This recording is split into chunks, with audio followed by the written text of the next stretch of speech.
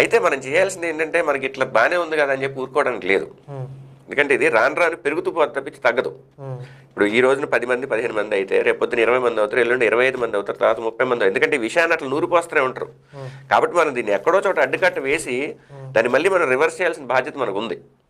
అలా మనం ఏదో అంతా బాగానే ఉందని అనుకోవడానికి లేదు. అంతా బాగానే ఉంటే మనకి ఈ గోలంతా ఎందుకు, మనకి శుభ్రంగా మనం ఈ ఉద్యోగాలు చేసుకొని సంపాదించుకొని పిల్లలతో హ్యాపీగా ఉంటాంగా. ఈ గోలంతా మనకు అవసరం లేదుగా.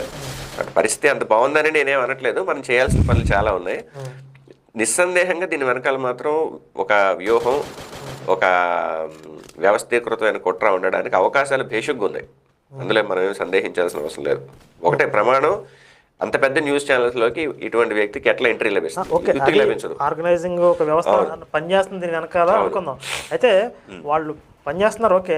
కానీ ఇట్లా హిందుత్వాన్ని దూషించడం ద్వారా, హిందుత్వాన్ని దెబ్బతీయడం ద్వారా భారతదేశాన్ని విచ్ఛిన్నం చేయొచ్చు అనే వాళ్ళ